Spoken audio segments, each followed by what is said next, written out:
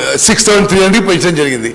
అంటే నేను ఈ విషయం ఎందుకు హైలైట్ చేస్తున్నానంటే తెలంగాణ రాష్ట్రం ఏర్పడిన తర్వాత కృష్ణా నదీ జలాల వాటాలో గతానికంటే ఉమ్మడి ఆంధ్రప్రదేశ్ కంటే తెలంగాణ రాష్ట్రం ఏర్పడిన తర్వాత ఎక్కువ అన్యాయం జరిగిన విషయం అంకెలతో సహా మీకు ఎక్స్ప్లెయిన్ చేస్తున్నాను. మరి నెక్స్ట్ థింగ్ మీకు ఇంకో ఫిగర్ చూపెడతారు, ఇంకా ఆశ్చర్యకరంగా ఉంటుంది. 2014 నుంచి 2024 వరకు ఏ స్థాయిలో show that map, not map, go to the next one figures, diversion of water.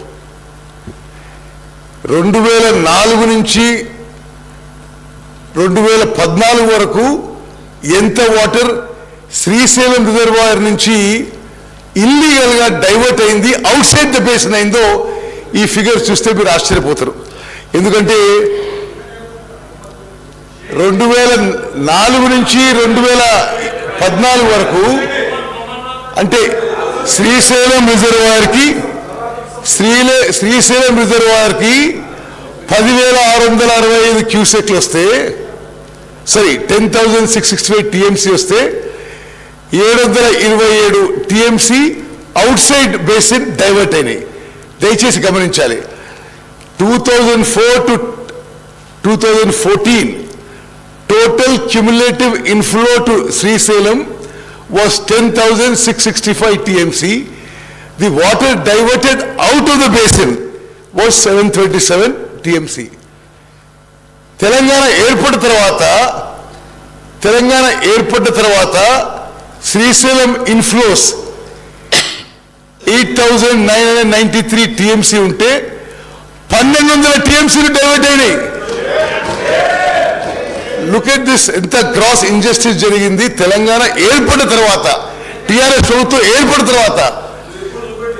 ఈ కాంగ్రెస్ ప్రభుత్వంలో గతంలో ఉమ్మడి ఆంధ్రప్రదేశ్లో 10,665 టీఎంసీల నుంచి 727 TMC diverted outside Srisailam reservoir. TRS ప్రభుత్వం వచ్చిన తర్వాత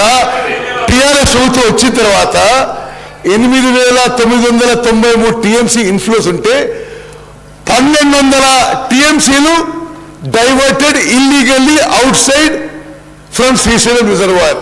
అంటే more than 50% illegal drawal of water from Srisailam reservoir Telangana రాష్ట్రం ఏర్పడిన తర్వాత, టిఆర్ఎస్ ప్రభుత్వం వచ్చిన తర్వాత ఈ 10 ఏళ్లలో గత 10 ఏళ్ల కంటే 50% ఎక్కువ వాటరు ఆంధ్ర వాళ్ళు తీసుకుపోయారు. ఇది వాళ్ళ పనితీరు అని చెప్పి నేను మనం చేస్తున్నాను. ఇది ఫ్యాక్ట్స్ అండ్ ఫిగర్స్ అనేది.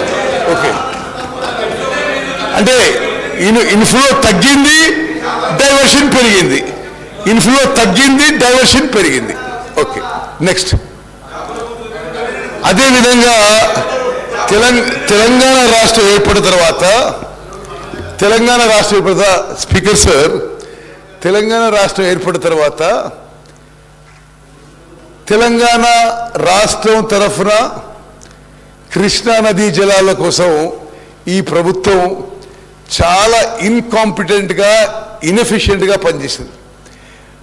ప్రపంచవ్యాప్తంగా దేశాల మధ్య కానీ రాష్ట్రాల మధ్య కానీ ఎప్పుడైనా నదీ జలాలు షేర్ చేసుకోవాల్సి వస్తే there are certain factors, known factors.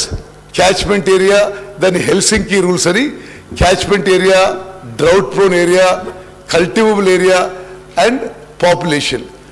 ఇవన్నిటినీ రూల్స్ మరి